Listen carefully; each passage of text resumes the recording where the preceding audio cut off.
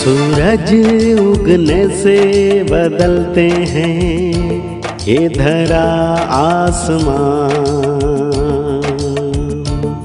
चलते रहने से हो जाती है हर मुश्किल आसान। चिंता को छोड़ कर आओ कर ले मन में शुभ चिंतन, हर पल को कर ले सफल सफल कह रही है ये पवन। संवार ले सुधार ले कर समस्या का समाधान, संवार ले सुधार ले कर समस्या का समाधान, कर समस्या का समाधान, कर समस्या का समाधान, कर समस्या का समाधान, कर समस्या का समाधान, कर समस्या का समाधान। नमस्कार, आदाब, सत श्री अकाल मित्रों, स्वागत है एक बार पुनः आप सभी का समाधान कार्यक्रम में। मित्रों, आज ज्यादातर लोग एक कल्चर को फॉलो कर रहे हैं, KPM कल्चर, अर्थात खाओ पियो और मौज करो। हम ये कहते हैं कि आप भले इसे फॉलो करें, लेकिन इसमें एक M और जोड़ दें, KPMM कल्चर को फॉलो करें, अर्थात खाएं पिएं मौज करें, लेकिन साथ साथ मेडिटेशन भी करें। क्योंकि हम मौज तभी मना सकते हैं, आनंद तभी ले सकते हैं जीवन का, जबकि हमारा मन आनंदित हो, मन में सुकून हो। और मन में आनंद तब रहता है जबकि हम मेडिटेशन करते हैं। मेडिटेशन के माध्यम से जब हम परमात्मा से जुड़ते हैं, तभी वास्तव में हम जीवन का संपूर्ण आनंद ले सकते हैं। अन्यथा केवल खाने पीने मौज करने से तो निरस्ता भी आती चली जाती है, समस्याएं भी आती चली जाती हैं और हमारा मौज क्षणिक रह जाता है, वो जीवन भर का नहीं रहता। यही कारण है कि मेडिटेशन पे हम लगातार चर्चा कर रहे हैं आदरणीय भ्राता जी के साथ, और इसकी गहराई में आपको लेकर के चल रहे हैं। आइए इस चर्चा को और आगे बढ़ाते हैं और भ्राता जी का अभिनंदन करते हैं, स्वागत करते हैं। भ्राता जी, आपका बहुत बहुत स्वागत है। शुक्रिया। इस कल्चर के बारे में भ्राता जी क्या कहेंगे? दुनिया के अधिकांश लोग आजकल चरक जी को, जो उन्होंने कहा था ऋणम कृत्वा घृतम पिबेत, तो उसको फॉलो करते हुए बस खाओ पियो मौज करो, कल किसने देखा है, अगला जीवन किसने देखा है, ये सोचते हैं और परमात्मा से, मेडिटेशन से, आध्यात्म से दूर हो जाते हैं। बस आजकल घी पीना तो बड़ा हानिकारक है, कोलेस्ट्रॉल बढ़ जाता है, हार्ट अटैक होते हैं, क्योंकि लोग काम करते नहीं। इसलिए ऋण लेके घी पीने की बजाय ऋण लेके फ्रूट खाओ, ऐसा कर देना चाहिए। तो चरक की इस संस्कृत की बात को थोड़ा चेंज करना पड़ेगा। बात ये है कि खाओ पियो मौज करो, पर क्या खाएं और क्या न खाएं, क्या पिएं और क्या न पिएं, और मौज कैसे मनाएं। लोग क्लबों में जाकर, डांस पार्टी में जाकर मौज मना रहे हैं। शायद भ्राता जी, मौज की परिभाषा बदल ही गई, उनको पता ही नहीं। डांस किया सारा दिन, और शायद रात डांस में देखा, दिन में डांस किया और आगे घर और सोए और उठे तो उदास हैं। तो मौज कहाँ रही? ये फिजिकल मौज, क्या खाओ क्या पियो, ये बहुत बड़ा सब्जेक्ट है। लोग वो पी रहे हैं जो उन्हें नहीं पीना चाहिए। किसी के उससे लीवर खराब हो रहा है, किसी किडनी खराब हो रही है, किसी ब्रेन खराब हो रहा है। आज बड़ी बड़ी समस्या तो समाज में, परिवारों में ये हो गई है कि लोग गंदगी पी रहे हैं। माताएं दुखी होकर आंसू बहाती हुई हमारे पास आती हैं, मेरा जवान लड़का काम कुछ नहीं करता, पिए पड़ा रहता है, क्या करें। इसकी पत्नी भी दुखी, बच्चे तो क्या इफेक्ट हो रहा होगा बच्चों पे सोच लो। छोटे बच्चे हैं, बाप को देखते हैं, मुंह से वो झाग निकल रहे हैं, चेहरा कैसा बना हुआ है। बच्चे बेचारे प्यार लेने के लिए पापा के पास जाते हैं, वो धुत सोया हुआ है। ये तो जिंदगी नहीं है। क्या खाएं और क्या न खाएं, कब खाएं और कब न खाएं। अब तो समय है अमृत पीने का। अब तो समय है ज्ञान अमृत पीकर अपने को परम आनंद से भरपूर करने का। और जरा मैं इन सभी लोगों को जो इस कल्चर में जीते हैं इनवाइट करना चाहता हूं कि वो आओ और देखो सच्ची मौज क्या है। ईश्वरीय मौज, सच्चा आनंद, जिसको प्राप्त करने के बाद और किसी आनंद की जरूरत नहीं रह जाती। ये सांसारिक आनंद जिसके बाद क्षणिक प्रतीत होते हैं, विनाशी प्रतीत होते हैं, कष्टदायी प्रतीत होते हैं कि पैसे भी खर्च आए डांस पार्टी में, सारी रात जगे भी, सारा दिन काम में उबासी ले रहे हैं, नींद आ रही है, टेंशन लिए पड़े हैं, जो आ रहा है उससे भी लड़ रहे, पैसा भी खर्च किया, परेशानी मोल ले ली। ऐसा आनंद, ऐसी मौज किस काम की। इसलिए भगवान ने आकर हमें मेडिटेशन सिखा दिया है। जो आपने कही डबल एम की बात करो, वास्तव में मेडिटेशन में हम ये भी सीख जाते हैं क्या खाओ, कितना खाओ, कम खाओ, किस टाइम खाओ और क्या पियो। क्योंकि तो ये भी बहुत बड़ी बहुत समस्या बड़ी बन चीज़ गई है है आजकल आजकल। पीने खाने से भी हाँ। बहुत सारी समस्याएं पैदा होती चली जा आजकल रही हैं। तो किसी के दांत नष्ट हो रहे हैं, किसी की आंखें खराब हो रही हैं, किसी को हाई ब्लड प्रेशर हो रहा है, किसी का हार्ट खत्म हो रहे हैं, कैंसर हो रहे हैं। ये सब खाने पीने की चीज तो है। तो जिसमें मनुष्य मौज समझता था, आज भी जो युवक शराब के मौज में रहते हैं, 35 साल की आयु में ही चल बसते हैं, उन्हें पता चल जाता है मौज क्या है। परिवार पीछे रोता रह जाता है, बच्चे अनाथ हो जाते हैं, ना कोई उन्हें पढ़ाने वाला, ना कोई उनके भविष्य की चिंता करने वाला। तो मैं कहूँगा जो बुद्धिमान युवक हैं वो इनसे बचें।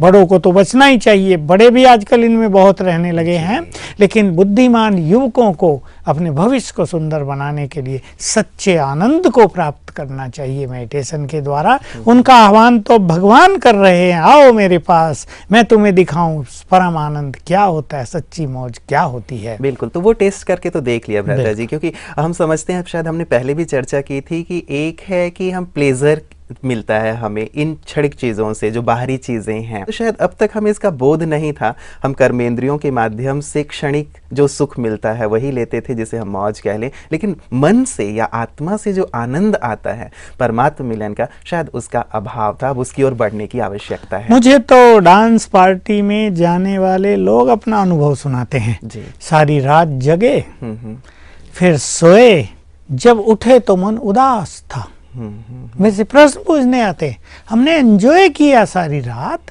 सो के उठने के बाद मन उदास क्यों था? मैं उनको बताता हूँ, वो एंजॉयमेंट नहीं था, वो तो आपको कांटे चुभ रहे थे। जिसको आप एंजॉयमेंट समझ रहे हो वो तो आत्मा की मूल नेचर के विपरीत चीजें हैं। तुम विषय वासनाओं में अपने को धकेल रहे हैं, तो वो तुम्हें लगता है आनंद, लेकिन वो तुम्हें कांटे चुभ रहे थे। जब तुम सो के जगे तो उन कांटों का दर्द था वो जो तुम्हें उदास किए हुए था। इसलिए आनंद यहाँ नहीं है, आनंद परमात्मा मिलन में है, आनंद अपने स्वरूप को पहचानने में है, आनंद सोल कॉन्शियस होने में है। इस देह भान से, कर्मेंद्रियों के रसों से परे होने में आनंद है, वही मेडिटेशन से प्राप्त होता है। तो भ्राता जी, जो प्रश्न आए हैं मेडिटेशन से रिलेटेड, मैं आपको उनकी ओर लिए चलता हूँ। प्रश्न आया हमारे पास इलाहाबाद से, ये श्री गजानन मिश्र जी हैं। ये कहते हैं कि आप कहते हैं कि योग बल, संकल्प बल से सतयुग में संतानोत्पत्ति होती है। आप भी वर्षों से राजयोग कर रहे हैं, क्या आप अभी ये चमत्कार करके दिखा सकते हैं? यदि आप अभी ये करके दिखा दें तो हम आपके फॉलोअर बनने को तैयार हैं, और आप जो कहेंगे वो हम मानेंगे। हम तो भगवान के बच्चे हैं, हम तो सबको उससे जोड़ना चाहते हैं। दूसरी बात, हम जो कहेंगे वो मानेंगे, ये बात भी हम कैंसिल कर रहे हैं। जो भगवान कहे वो आपको मानना है, और ये भगवान ने कहा है, और ये हमारे वेदों में भी है। सृष्टि के आदि में मैथुनी सृष्टि चली। सृष्टि माना संतान, रचना। मैथुनी, विकारों के बिना पवित्रता के बल से मैथुनी सृष्टि हुई, संतान हुई। तो वास्तव में लोग इसको समझ नहीं पाते। उनको आजकल का ये विषय वासनाओं का, भोग विलास का जो जीवन है, इससे जो संतान उत्पत्ति हो रही है, उसी के बारे में पता है। उन्हें पता ही नहीं योग बल क्या होता है, उन्हें पता ही नहीं सतयुग के आदि में इस सृष्टि की प्रकृति की स्थिति क्या थी। इसलिए मनुष्य के ये प्रश्न हैं। रही बात योग बल से संतान उत्पन्न करने की, इन्हें ये मालूम होना चाहिए कि योग बल से संतान उत्पत्ति तभी हो सकती है जब आत्मा और शरीर दोनों ही पावन हो। लेकिन इस कलयुग में चाहे कोई कितना भी बड़ा राजयोगी क्यों न हो, उसका देह पावन नहीं होता, क्योंकि देह पतित तत्वों से बना है, देह पतित माँ बाप के संबंध से बना है, इसलिए देह में इम्प्योरिटी रहती है। इसलिए संकल्प बल को, संकल्प के कमांड को हमारा देह स्वीकार नहीं करता, हमेशा मानता नहीं है। जब देह और आत्मा दोनों पवित्र हो जाएंगे तो आत्मा के संकल्प को देह तुरंत स्वीकार करेगा और उसमें वो रिएक्शन हो जाएंगे जिससे संतान उत्पन्न होगी। तो ये कार्य अभी नहीं किया जा सकता। इन्हें अगर जानना हो योग बल क्या होता है तो इन्हें योग का अभ्यास करना, क्योंकि मुझे लगता है भ्राता जी, गजानन जी, जैसे आजकल चमत्कार को नमस्कार वाली बात है, तो ये सोचते होंगे मेरे विचार से कि यदि ऐसा करके दिखा दें तो सारी दुनिया जैसे इस चीज़ को स्वीकार कर लेगी और हम भी स्वीकार करेंगे। लेकिन शायद इसके पीछे, जैसे आपने एक वैज्ञानिक रहस्य बताया है, ये चीज़ जानना बहुत ज़्यादा बहुत सारे चमत्कार इस संसार में होते हैं जिसके मेडिकल साइंस भी उत्तर नहीं दे पाती। आपने सुना होगा, अभी एक बच्ची ने जन्म लिया और उसके पेट में बच्चा, तो क्या मेडिकल साइंस के पास इसके उत्तर हैं? तो क्या ये उसके लिए चमत्कार नहीं है? ये भी तो संकल्प बल की कुछ बात हो गई ना। तो वास्तव में इस तरह के चमत्कारों में ना हमें विश्वास रखना चाहिए। ठीक समय पर जो कुछ होगा वो होगा, अपने समय पर सब कुछ होता है। आज भी कहीं कहीं 2 मुख वाले बच्चे पैदा हो जाते हैं, 4 हाथ वाले भी हो जाते हैं, जुड़वा भी हो जाते हैं। ये सब भी तो चमत्कार है ना। लेकिन इन चमत्कार से हमें क्या मिलता है? ज्ञान लेना, राजयोग का अभ्यास करना, परमात्म मिलन का सुख लेना, उससे बड़ा चमत्कार और कोई नहीं होगा। शायद भ्राता जी एक मानसिकता बन गई है हमारी समाज की या लोगों की कि जहाँ इस प्रकार की चीज़ें देखते हैं वहीं हम बिल्कुल ही तेज़ी से भागे चले जाते हैं। इसीलिए शायद ये हो गया है कि परमात्मा है तो भी हमें दिखाई दे या कुछ चमत्कार जैसा प्रतीत हो, या फिर राजयोग की इतनी महत्ता बताई जा रही है तो भी हमें कोई चमत्कार या प्रत्यक्ष में दिखाई दे। तो ये जो एक मानसिकता बन गई है, इसके लिए आप क्या कहेंगे? देखिए, ये भक्ति की मानसिकता है और आज तक होता ही रहा। जिस गुरु ने चमत्कार दिखाए उसके लाखों शिष्य जी। ब्रह्मा कुमारी को इतने साल हो गए, 78 ईयर्स, स्टिल 15 लाख ही इसके फॉलोवर्स कहें या इसके अनुयायी हैं जो इसको फॉलो कर रहे हैं। लोग जरूर सोचते होंगे क्या, लेकिन वो 15 लाख पवित्र आत्माएं हैं, वो 15 लाख महान आत्माएं हैं, वो 15 लाख उस एक गुरु के, एक व्यक्ति उस एक गुरु के बराबर है। इसलिए 15 लाख लीडर्स तैयार हुए हैं, 15 लाख ऐसी आत्माएं तैयार हुई जिनका मनोबल बढ़ा चढ़ा है, जिन्होंने 5 विकारों को चैलेंज किया हुआ है। इसलिए संख्या बढ़ाना, हमारे पीछे लोग भाग आएं, हमारे फॉलोवर बन जाएं, हम अथाह संपत्ति के मालिक बन जाएं, ये हमारा लक्ष्य नहीं है। हमारे पास तो जो आएगा हम उसे परमात्मा की ओर ले चलेंगे, अपनी ओर नहीं। हम उसे पवित्रता का मार्ग दिखाएंगे, उसे पवित्रता को अपनाना है, तब वो परमात्मा की ओर जा सकेगा। तो हमें न चमत्कार दिखाने हैं और न इसके पीछे लोगों को आकर्षित करना है, क्योंकि हमारा लक्ष्य जो परमात्मा ने हम सबको दिया है, आत्माओं को पावन बनाना और इस धरा को स्वर्ग बनाना है। तो ये वास्तव में राजयोग का लक्ष्य है भ्राता जी, ये कहें, क्योंकि चमत्कार तो और भी लोग कर देते हैं छोटे मोटे, और उनको देख करके हम अपने फॉलोअर ना बनाएं, ये बात ब्रह्मा कुमारी कहती हैं। मूल लक्ष्य ये है कि आत्मा पवित्र बने, शुद्ध बने और हम एक दैवी सृष्टि का निर्माण करें परमात्मा की आज्ञा के पहले अनुसार। भी जब सन्यासी महात्मा बहुत सुंदर स्थिति में थे, कोई भी बड़ा सन्यासी गुरु ज्यादा फॉलोवर नहीं बनाता था। वो जानता था कि इनकी जिम्मेदारी मेरी है, इसने कोई पाप किया उसका एक हिस्सा मुझे भी आएगा, इसको मुक्ति न मिली उसका जिम्मेदार मैं होऊंगा, ये पथ भ्रष्ट हो गया उसकी जिम्मेदारी मेरी होगी। आज लोगों को पैसा चाहिए, सीधी सी बात है, किसी को बुरा लगे या भला लगे। इसलिए शिष्य हैं, क्या शिष्यों को मिल रहा है? हमें बहुत मिलते हैं गुरुओं के शिष्य। हम पूछते हैं नॉन वेज खाते हो या वेज? कहा सब खाते हैं हम तो, मैं तुम्हारे गुरु ने सिखाया ना। इसमें गुरु को सिखाने की क्या बात है? गुरु ने हमें मंत्र दिया, हम उसका जाप कर लेते हैं रोज सवेरे, दैट्स ऑल। तो जहाँ शुद्धिकरण ही नहीं है वहाँ कुछ मिलने वाला नहीं है। जी जी जी। तो भ्राता जी चलिए, चमत्कार वाली बात तो यहीं रही। मतलब चमत्कार इस रूप में हमें देखने में मिलता है कि जीवन में आनंद हो, खुशी हो, परिवर्तन हो। इससे बड़ा और चमत्कार क्या हो सकता है? सबके चेहरे खिले हुए, किसी का क्रोध छूट जाए, जी।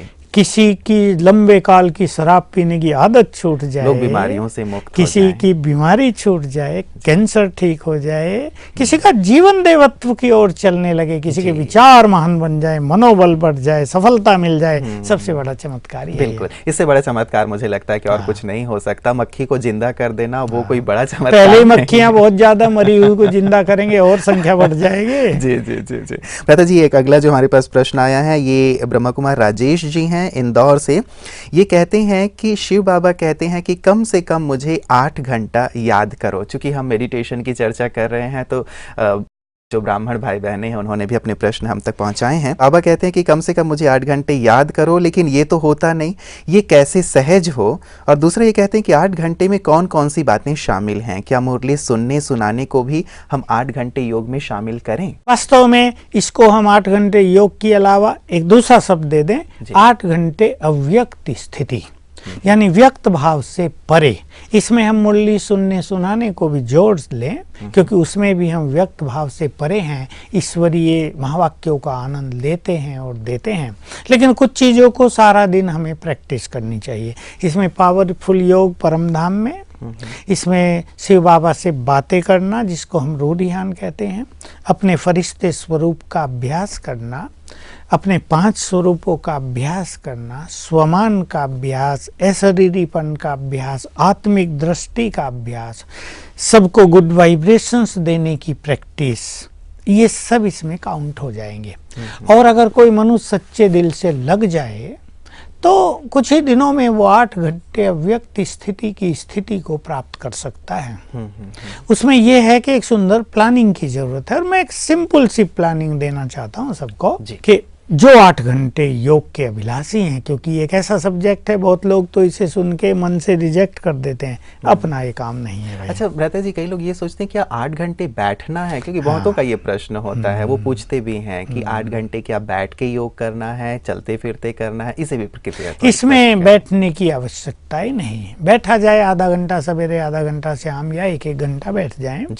किसी को और फुर्सत है और थोड़ा बैठ लें, लेकिन 8 घंटे लगातार बैठना तो बिल्कुल व्यवहारिक भी नहीं होगा, इससे हेल्थ भी अच्छी नहीं रहेगी। हमें नींद का बैलेंस रखना, डाइट का बैलेंस रखना, हेल्दी भी अपने को रखना है, कारोबार भी करना है, इसलिए कर्म में इसकी प्लानिंग कर ली जाए। मैं तो कहूँगा अधिक से अधिक कोई व्यक्ति 2 घंटे रोज योग में बैठे, कुछ लोग 4 भी बैठते हैं, वो रेयर केस हो सकते हैं, उनके पास टाइम है और वो हेल्दी हैं और उनकी आयु ऐसी है, वो तब बैठकर इसका फायदा लें, इट्स गुड, नो प्रॉब्लम। लेकिन जो आम लोग हैं, गृहस्थी माताएं हैं, मान लो उनके घुटने में दर्द है और वो सारा दिन उन्हें घर संभालना है, तो वो बैठेंगे नहीं। तो अलग अलग कार्यों में अलग अलग तरह की प्रैक्टिस हो। सवेरे हम उठे तो सब प्रैक्टिस कर लेंगे, जितनी प्रैक्टिस हमने गिनाई।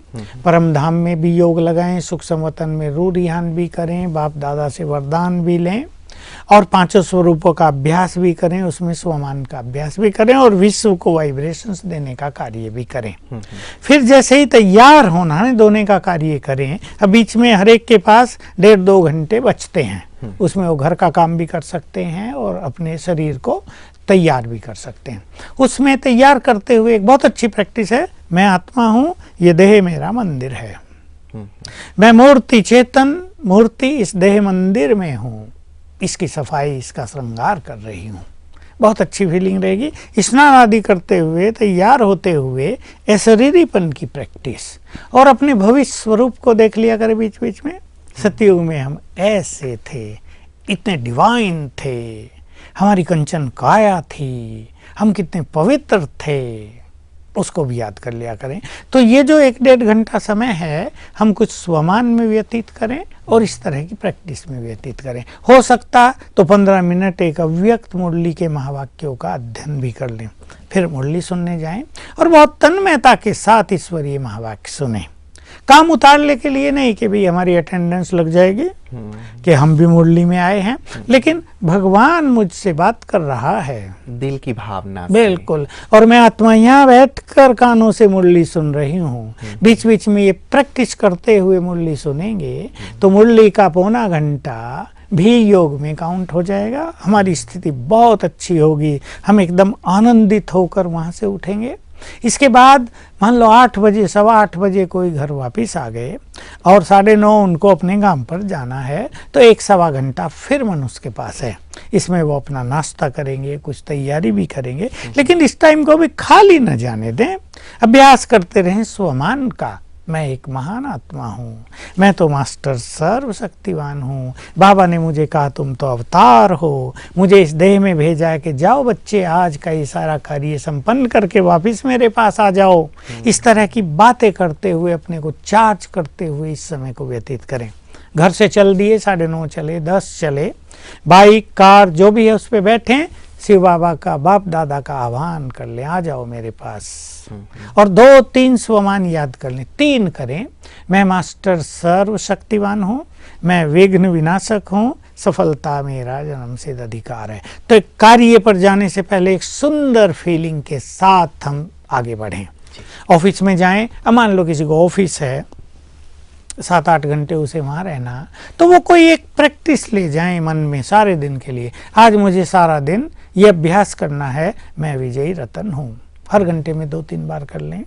आज मुझे सारा दिन ये अभ्यास करना, मैं आत्मा हूँ, यहाँ ये देह मेरा देह है, मैं इसमें बैठी हूँ, मैं इससे अलग हूँ, ये मेरा ब्रेन है, मैं इसको यूज कर रही हूँ, मैं बिल्कुल इससे अलग हूँ। ऐसे कोई एक स्वमान, एक योग की प्रैक्टिस सारे दिन के लिए रखें। शाम को फिर ड्रामा की स्मृति के साथ वापस आएं। आज का ये कार्य का ड्रामा मेरा पूरा हुआ, अब मैं अपने घर मंदिर में जा रहा हूँ, जहाँ बच्चे मेरे इंतजार कर रहे होंगे, मेरी पत्नी मेरी इंतजार कर रही होगी, बहुत गुड फीलिंग्स के साथ। हमारा परिवार बहुत सुंदर है, सब देवकुल की आत्माएं हैं, कितना अच्छा सब कुछ भगवान ने हमें दिया है। इस फीलिंग के साथ घर लौटें। आधा घंटा योग अवश्य कर लें, 5 स्वरूपों का अभ्यास करें। माताएं घरों में हैं, भोजन बनाते हुए मैं परम पवित्र आत्मा हूँ, ये अभ्यास करें। घर की सफाई हो रही है, झाड़ू लगा रहे हैं, कपड़े धुलाई कर रहे हैं, ऊपर से शिव बाबा की किरणें हमारे ऊपर पड़ रही हैं, ये अभ्यास कर लें। भोजन खाते हुए भी भोजन को दृष्टि दे के 7 बार अभ्यास कर लें, मैं परम पवित्र आत्मा हूँ। पानी पीना है, चाय पीना है, दूध पीना, जूस पीना है, कम से कम 2 बार अभ्यास कर लें, मैं पवित्रता का फरिश्ता हूँ। तो ये भिन्न भिन्न अभ्यास करेंगे। रात को एक अव्यक्त मुरली थोड़ी सी पढ़ लें, बाबा को अपना सारा हाल चाल दें, गुड नाइट करें, फिर सोएं। कभी उसको खुदा दोस्त के रूप में साथ रख लें, कभी उसको अपना प्रियतम बनाकर उससे बातें करते रहें। भिन्न भिन्न स्वमान, योग की भिन्न भिन्न ड्रिल। कभी शिव बाबा मेरे सिर के ऊपर छत्र छाया है, किसी कार्य में ये अभ्यास कर लें। तो जितने तरह के कार्य हम करते हैं उनकी हम एक लिस्ट बनाएं जी। मान लो हम कपड़े ही बदल रहे हैं, तो एक बार जरूर याद आ जाए, ये देह भी मेरा वस्त्र है, मैंने कितने देह रूपी वस्त्र बदले हैं, मैं तो इससे अलग हूँ। बात अटेंशन की है, ऐसा लगता है भ्राता जी, क्योंकि सब हड़बड़ करते हैं तो वो सब भूल भाल जाते हैं। टाइम कॉन्शियस देना बहुत, टाइम कॉन्शियस रहते हैं, कर्म कॉन्शियस रहते हैं। अब ये काम करना, टाइम हो गया, हाँ। जल्दी चलो, तो वो जो जल्दीबाजी है वो हमें ही इन स्मृतियों को भुला देती है। ज्यादातर लोग ऐसी हड़बड़ी में सब करते हैं, उठे हड़बड़ी में, तैयार हुए हड़बड़ी में, नाश्ता किया हड़बड़ी में, अपने ऑफिस भागे, तो शायद ये भी एक कारण बन रहा है कि वो अपने आप को योग युक्त नहीं रख इसमें पाते। बड़ी एक समस्या मैं कह तो दूं, ये घड़ी भी है। टाइम 10 बजे, जल्दी करो जल्दी करो। पहुंचना तो हमें समय, हाँ, पहुंचना तो समय पे, पर कई लोग टाइम कॉन्शियस बहुत ही रहते हैं, इसलिए बाकी सारी जो अवेयरनेस है, जो अच्छी चीजें हैं वो भुलाए रखते हैं, और ये कहीं ना कहीं उनकी टेंशन का कारण भी बनता है। हमें टाइम पे ही पहुंचना चाहिए, हमें टाइम से पहले कार्य कर लेने चाहिए, लेकिन ये तब होगा जब हम अपनी मनोस्थिति को अच्छा रखेंगे। हम सोचें, अब से जब ये घड़ियां नहीं थी, हम जब छोटे बच्चे थे, गांव में किसी एक के पास घड़ी होती थी, तो भी तो काम बड़े आराम से चलते थे ना। तो टाइम पे काम करना है, घड़ी एक इम्पोर्टेंट चीज़ बन गई है। ये अच्छी भी है, ये विज्ञान की देन बहुत अच्छी है, लेकिन हमारा कहने का अर्थ ये होता है, ये जल्दीबाजी जो मन में रहती है, इसको हटा के सहज भाव से एक प्लानिंग के अंतर्गत हम अपने कर्म करेंगे तो 8 घंटे योग बड़े आराम से हो जाएगा। काम को मैनेज मतलब करना बहुत ज्यादा जरूरी है कि भाई टाइम टू टाइम हम हर कार्य को करें, और थोड़ा पहले यदि उठ जाए, मान लीजिए देर से ही उठते हैं तो शायद ये हड़बड़ाहट वाली बात शुरू हो जाती है, तो पहले उठ के सब मैनेज कर लें तो शायद बहुत अच्छा हो जाएगा। देर से उठना ही अनेक टेंशन को जन्म दे रहा है जी जी। इसलिए जल्दी उठना, जैसे हम लोग 4 बजे से पहले उठते हैं तो फ्री हो जाते हैं। जी। जब तक लोग उठेंगे तब तक हम फ्री हो गए बहुत सारे काम काज करके, वो भाग दौड़ कर रहे हैं और हम बाकी एंजॉय करेंगे। अच्छा भ्राता जी, आपने इतने सारे सुंदर अभ्यास बताए हैं, मुझे लगता है 8 घंटे तो सहज रूप से योग किया जा सकता है। कई लोग इस चीज़ को भी काउंट करते हैं कि 8 घंटे मतलब 8 घंटे कैसे काउंट करें, तो इसमें उन लोगों को थोड़ा कन्फ्यूज़न रहता है। तो ये इस बात को कैसे निर्धारित किया जाए कि मेरे योग का चार्ट सारे दिन में 8 घंटे हुआ, 6 हुआ, 4 हुआ, कैसे इस चीज़ को? देखिए, इसके लिए ब्रेन पर कोई कैलकुलेटर तो नहीं लगाया जा क्या लिख सकेगा, करके कुछ अभ्यास केवल अंदाजा लिखा करें। जी। भाई इस घंटे में अपने को अंदाज होगा इतने % रहा, या 60 मिनट में हमारा 20 मिनट रहा होगा, 30 मिनट रहा होगा, अंदाज ये लिखना है। इसमें बहुत सेंसिटिव होने की जरूरत नहीं कि कुछ गलत न लिखा जाए, ये तो अपने को एक अटेंशन में रखने का तरीका मात्र है। बिल्कुल, मतलब 8 घंटे की बात जो हम बाबा कहते हैं वो विशेष रूप से एक अटेंशन की ज़्यादा से ज़्यादा योग का अभ्यास हो, उसके लिए विशेष करके। मान लीजिए भ्राता जी, जो अभ्यास आपने बताए हुए हैं, इन सभी अभ्यासों को वो अपने सारे दिन में तो करते हैं, लेकिन यदि अरुचि कई बार हो जाती है कि क्या लगातार यही करना, कईयों के मन में शायद ये प्रश्न भी उठ रहा होगा कि योग में कई बार अरुचि हो जाती है या कुछ और कर लें, थोड़ा सा ये हो जाता है, तो उस समय क्या करें? क्या उन अभ्यासों को हम कंटिन्यू रखें या फिर अपनी मन की सुन लें और थोड़ा अपने आप को हल्का करें? ऐसा होता है, ये जो ब्रेन है हमारा, इसकी भिन्न भिन्न स्थितियां होती हैं। कई बार वही अभ्यास करना ब्रेन अब पसंद नहीं करता, वो चेंज चाहता है, तो उस टाइम हमें थोड़ा सा इसको चेंज दे देना चाहिए कुछ समय के लिए, ताकि ब्रेन रिलैक्स हो जाए। रिलैक्स जब ब्रेन हो जाता है तो वो एनर्जेटिक हो जाता है फिर से बहुत जल्दी। तो रिलैक्स तो मतलब रिलैक्स माना, मान लो वो चाहते हैं हम थोड़ा म्यूजिक सुने जी, या हम थोड़े गीत गा लें, हम एक म्यूजिक पार्टी में चले जाएं, वहाँ संगीत संध्या चल रही है, वहाँ भी चले, वहाँ जाएं, वो एंजॉय करें, बीच बीच में थोड़ी प्रैक्टिस करते रहें।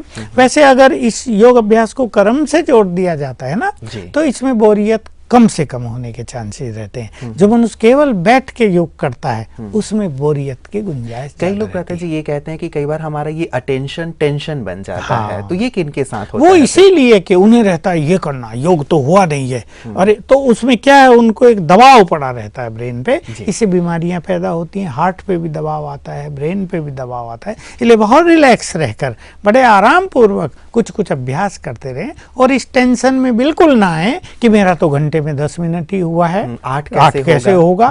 हो जाएगा, एक दिन में नहीं होगा, 10 दिन में हो जाएगा, 6 मास में हो जाएगा। बहुत रिलैक्स रहेंगे। हमें देखिए वही विधियां अपनानी चाहिए जो सिंपल हों और प्रैक्टिकल हों और जिनको हम सदा कर सकें। कई लोग बहुत उमंग में आके 2 बजे उठ जाते हैं, फिर वो उनको मजा नहीं आता, 2-4 दिन के बाद फिर 6 बजे उठने लगते हैं। ये नहीं, हम एक नियम बना ले, भाई 4 बजे उठना, हमें रिलैक्स होकर सब काम करना है, ज्यादा टेंशन की भागदौड़ की जरूरत नहीं। तो सिंपल एंड प्रैक्टिकल प्लान जो होगा वो एवर लास्टिंग होगा। बिल्कुल, मतलब 8 ही करना है, नहा धो के पीछे ना पड़ जाएं, बहुत ही सहजता से आगे बढ़ें, क्योंकि वो कहते हैं कि धीरे धीरे ही यदि आगे बढ़ते हैं तो उसमें स्थिरता आती है। एक झटके में करने जाते हैं तो वो नहीं हो पाता है।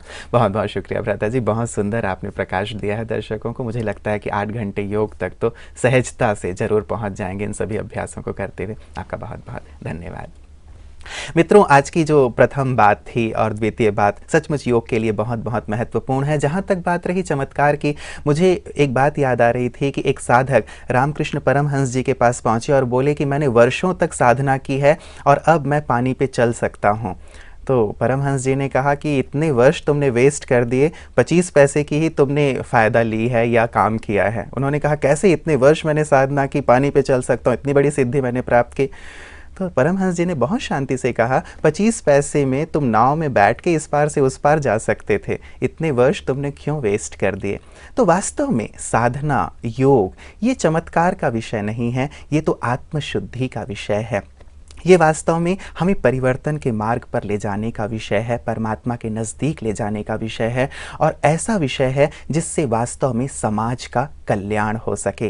राजयोग एक कल्याण का विषय है, हमारी आत्म कल्याण का, विश्व कल्याण का। इसीलिए चमत्कार की आश न रखते हुए हम स्वयं का परिवर्तन करते चलें और योग की जो गहन विधि भ्राता जी ने बताई है कि कैसे हम अपने योग को बढ़ा सकते हैं, इन्हें भी आप अप्लाई कीजिएगा और इसका रिजल्ट हम तक जरूर पहुंचाइएगा, ताकि इस विषय को हम और ज़्यादा स्पष्ट कर सकें भ्राता जी के साथ। तो योग मार्ग पे सहजता से आगे बढ़ें, इसका संपूर्ण आनंद लें। इन्हीं शुभकामनाओं के साथ नमस्कार।